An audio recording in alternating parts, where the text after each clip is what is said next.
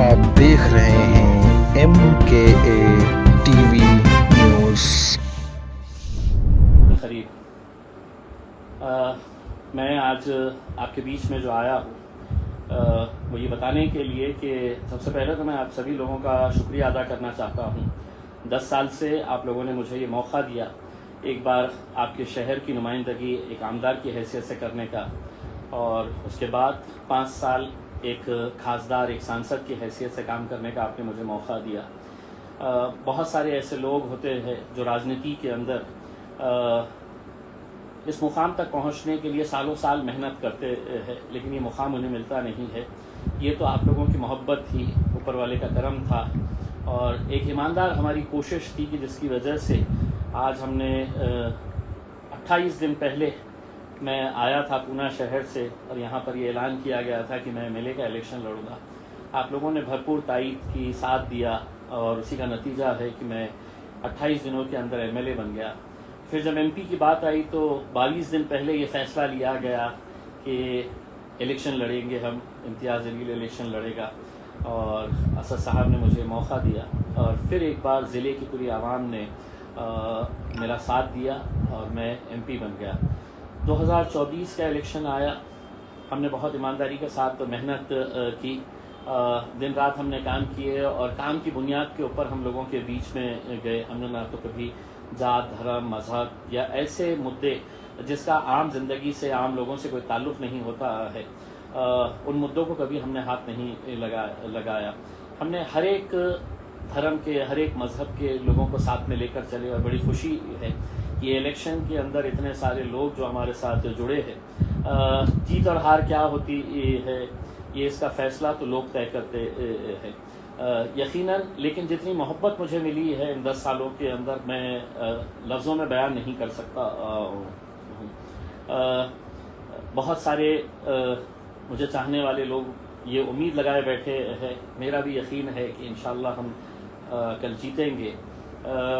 ये अलग बात है कि एग्ज़िट पोल कुछ अलग बता रहा है, लोगों के अंदर चर्चा कुछ अलग हो रही है, लेकिन एग्ज़िट पोल पिछले टाइम में भी मेरे हक़ में था, ऐसा नहीं है। एग्ज़िट पोल पिछले 2019 के अंदर भी कहते थे कि इम्तियाज़ जलील का जीतना बड़ा मुश्किल सा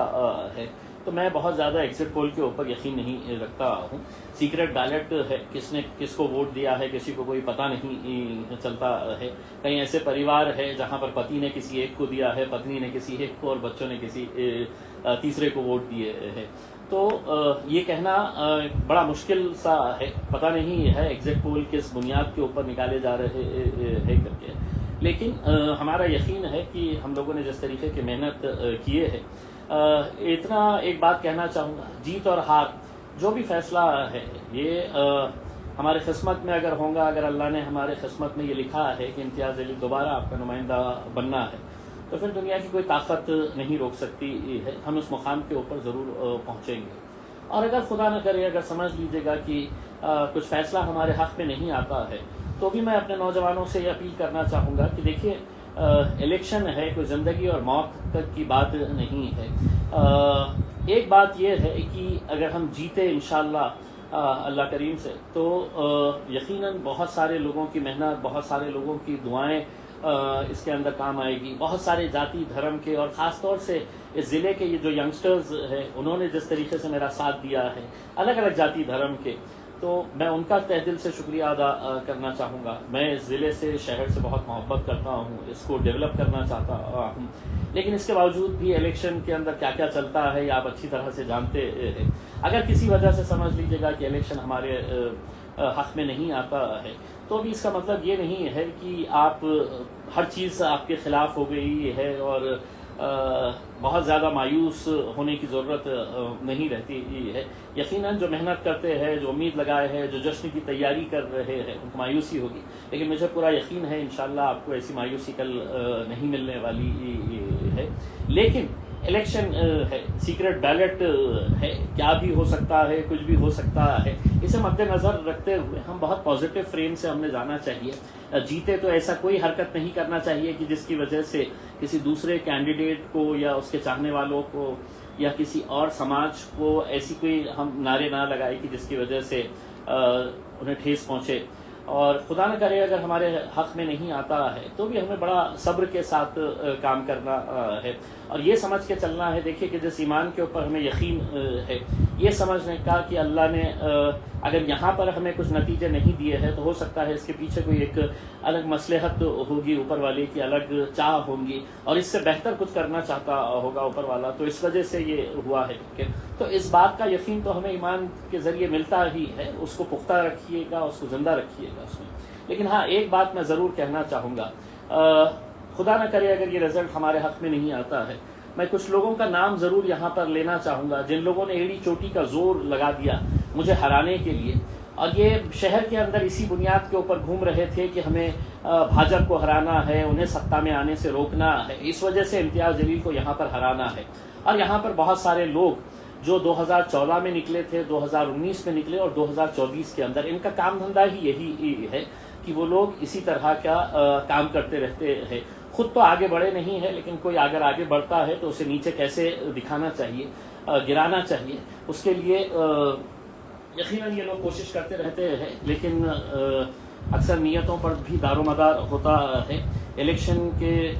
دیکھیے ایک تو سب سے پہلا یہ ہے کہ جو اتنے سال ہو گئے, میرے حساب سے 200-300 سال سے زیادہ کا وقت ہو چکا ہے, آج بھی لوگ جو ہے ٹیپو سلطان کو جن لوگوں نے ختم کیا تھا, ان کی سازش جو رچی گئی تھی, اس کے پیچھے میر صادق اور میر جعفر کو آج بھی لوگ یاد کرتے ہیں. تو ہمارے شہر میں بھی ایسے میر صادق اور میر جعفر موجود ہے. یہ بڑے افسوس کے ساتھ کہنا پڑتا ہے, جنہوں نے جب 44 سال کے بعد 40 سال کے بعد ہماری قیادت دوبارہ کھڑی ہوئی تو اسے کیسے ختم کیا جائے, یہی میر صادق اور میر جعفر کا کام ہے. اس میں ہار جاؤں گا تو اس کا مطلب یہ نہیں ہے کہ میں ختم ہو جاؤں گا, لیکن زندگی بھر تم اپنے دامن کے اوپر یہ داغ لے کر گھومتے رہیں گے, بلکہ تم نے اپنے پیشانیوں کے اوپر یہ نام لکھا دینا کہ میں اس اورنگ آباد ضلع کا کردگلو اگر کوئی ہے تو میں ہوں کر کے. تو یہ ایسے جو 8-10 لوگ ہیں جنہوں نے یہ کام کو انجام دیا ہے,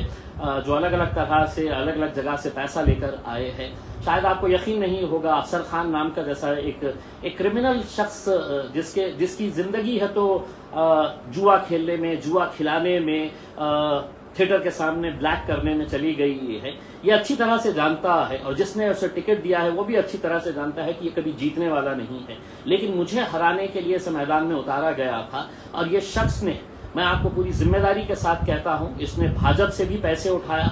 اس نے چندرکانت کھیرے کے پاس سے بھی پیسے اٹھایا, اور خود اپنی پارٹی کے پاس سے بھی اسے کتنا ملا ہے نہیں ملا ہے پتہ نہیں ہے. لیکن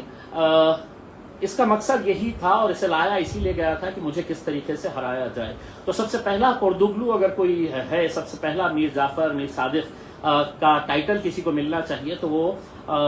ہمارے افسر خان, جو بڑا قوم و ملت کی بات کرتے ہیں. لیکن ایسے ہی لوگ آج سے کئی سال پہلے ٹیپو سلطان کے دور میں بھی تھے, اور ہماری قیادت کو ختم کرنے میں یہ ایسے لوگوں کا بہت بڑا ہاتھ ہے. اسی کے ساتھ ساتھ دلی گیٹ کے پاس رہنے والا الیاس پہلوان, ہر مہینے 2 مہینے کے اندر اپنے گھر میں ہے تو ایک مولانا کو بلاتے ہیں, اجتماع کرتے ہیں, کھانا وانا کھلاتے ہیں, لیکن اس کا ایمان کے اوپر کتنا یقین ہے یہ دیکھیے گا کہ یہ ایک اردو اخبار میں 13 تاریخ کے دن جب الیکشن آنے والا تھا, الیکشن کا دن تھا, اس وقت انہوں نے یہ اپنی تصویر کے ساتھ انہوں نے ایک ایڈورٹائزمنٹ چھاپا تھا. یہ اردو اخبار کے اندر یہ ایڈورٹائزمنٹ آیا تھا اور اس کے اندر یہ جناب کی خود کی تصویر ہے. یہ وہی جناب ہے جنہوں نے 2014 کے اندر ایک وشیش اخبار نکالا تھا, اردو کے اندر ایک اخبار نکالا تھا, اور جو اخبار جس نے چھاپا تھا وہ ابو بکر رہبر نام کے اپنے آپ کو پترکار جو کہتے ہیں. تو انہوں نے ہے تو میرے خلاف ایک آرٹیکل لکھا تھا, اور 2014 کے اندر یہ اخبار راتوں رات چھاپا گیا تھا. الیکشن کے ایک رات پہلے اسے بانٹنے کے لیے دیا گیا تھا, اور یہ کہا گیا تھا کہ امتیاز جلیل کو کیوں نہیں ووٹ دینا ہے. اب یہ صاحب جب اجتماع کرتے ہیں, اپنے گھر میں مولاناؤں کو بلاتے ہیں, تو ان کا خود کا ایمان کتنا کمزور ہے آپ اس ایڈورٹائزمنٹ کے ذریعے دیکھیے گا. انہوں نے لکھا ہے یہ چناؤ زندگی اور موت کا چناؤ ہے, یہ ان کی ہیڈ لائن ہے. انہوں نے ایڈورٹائزمنٹ جو دیا ہے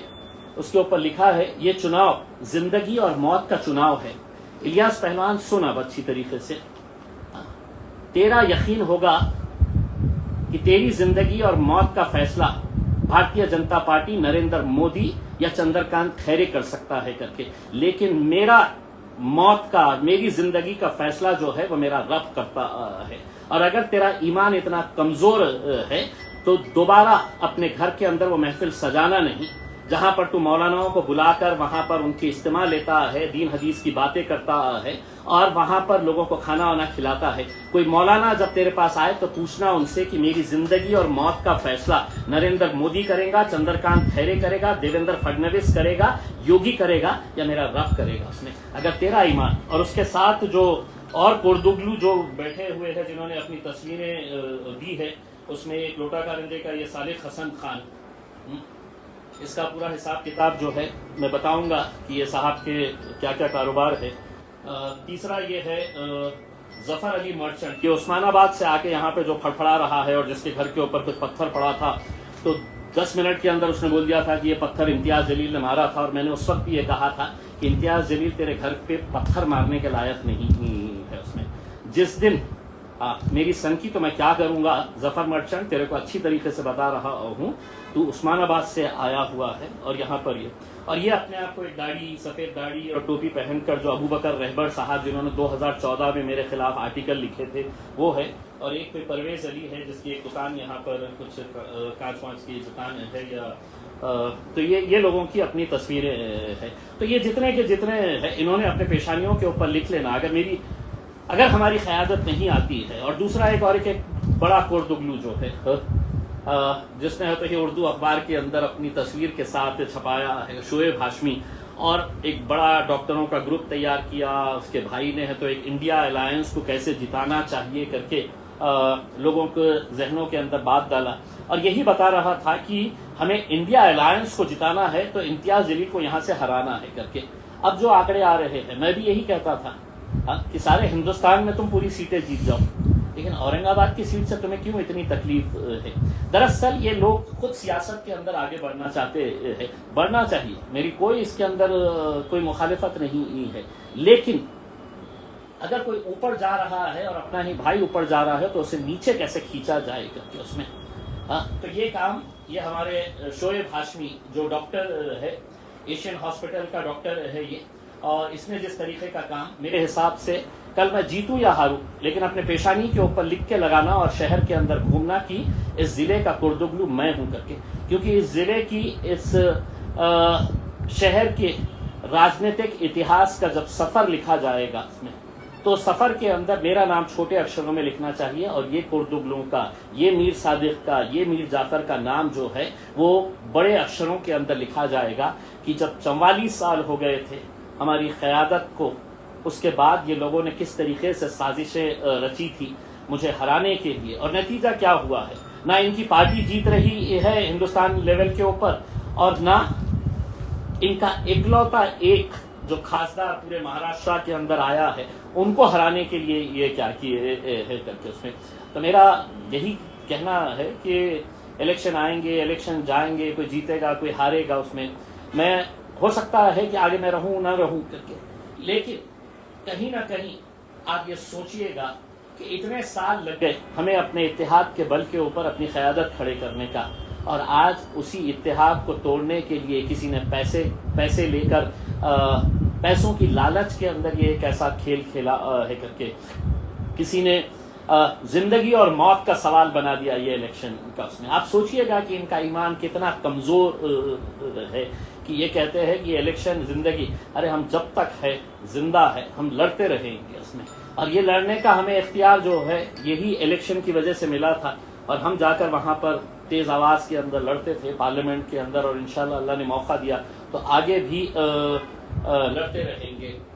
بس جاتے جاتے اتنا کہنا چاہوں گا، عرش والے میری ہمت سنبھالنا، کیونکہ دنیا والوں کی بڑی حسرتیں ہیں مجھے گرانے کی۔ میں تمام نوجوانوں سے ایک بار پھر اپیل کروں گا کہ اپنی امید کو زندہ رکھیے، اپنے یقین کے اوپر اور زندہ آپ مضبوط رہیے گا، عبادت کریے گا، آپ دعا کریے گا، اس میں دعاؤں میں بہت طاقت ہوتی ہے، اور انشاءاللہ جو بھی نتیجہ آئے گا اس کے اندر ہم اسے سر آنکھوں پر قبول کریں گے، اور